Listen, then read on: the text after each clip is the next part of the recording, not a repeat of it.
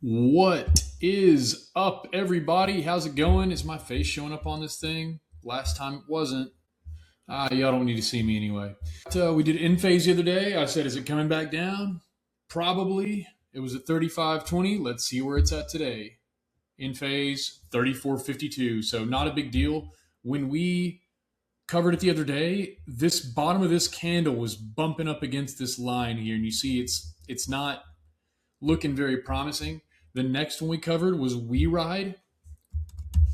That was at 881 at the time of video. I put a little line right there. That one's not looking so hot either, but it is wicking back up, which could mean absolutely nothing because you see how it wicked back up over here and just carried on back down to the bottom of this parallel channel that it's been trading at for since April of 25. So about 9 months. It's the gestation period for a human being. So maybe we're ready to give some birth here and just let this thing go to the moon, right? That'd be nice. I've got a little bit of it still left. I actually moved out of the position there later that afternoon. But anyway, it's not looking promising. It didn't even get past the halfway point in the parallel channel. Could very likely go to the bottom again. I might be a buyer here for a quick swing trade, but I'm honestly not paying a whole lot of attention to WeRide at this moment.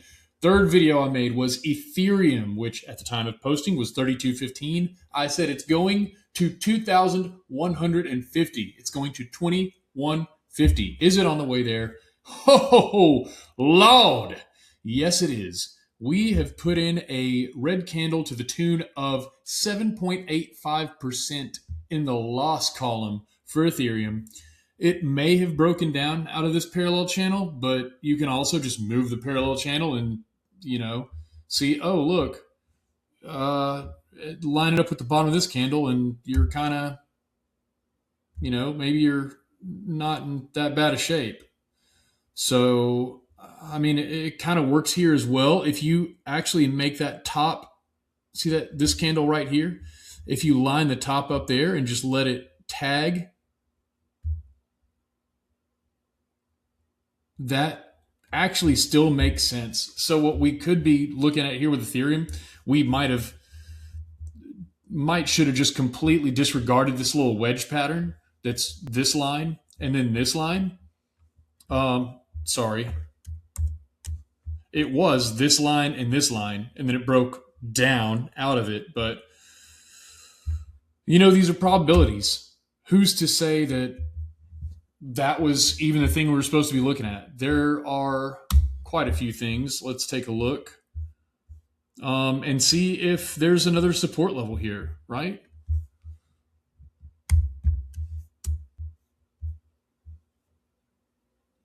I mean, yeah. There you go. You got a little something there. And you just keep on going. Heck yeah, dude. There's something there. Okay. So, I mean, that might be support. You might get a little bounce up. You might get, back up to the top of this parallel channel again. Let me see how we're doing on time. Yeah. All right. I'm good. I try to make these quick, but, in the event that it does get back to the top of this parallel channel, we're looking at 3,500, which is a nice round psychological number. And guess what? 3,500, there's a little resistance like right around this range. Anyway, the next thing I want to cover, I actually got rid of this at 305 the other day and partially regretted it, but then I remembered all the times that I've held on to it and just round tripped the living F out of some stocks. But, I also remembered getting the ASTS and Rocket Lab sub $5 or $10 and selling them at 10, thinking I was a genius, watching them run to 40 or whatever the hell they're at now. So TYGO, guys, we're keeping an eye on this one. I'm not completely sure what's going to happen. I would totally expect it to come back, at least to here. But right now, man, make hay while the sun's shining. TYGO is cooking right now. And if you zoom out on the chart, I mean, if you're like a gap fill person like I am, you got a little gap to fill up here, and that baby is at 1810. So let's just play the what if game here for a minute. Whoops. Oh, wrong key. If, well, we got to do this, don't we?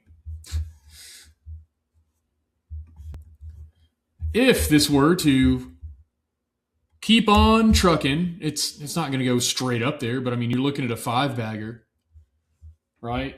350 gets up to 18. 6-bagger, actually, if you count the 3 you're holding in your hand.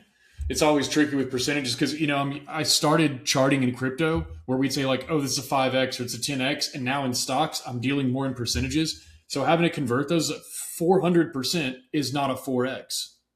So anyway, that's TYGO for today. What do I think it's going to do? Well, clearly I was wrong because I sold what I had and it just kept on going up.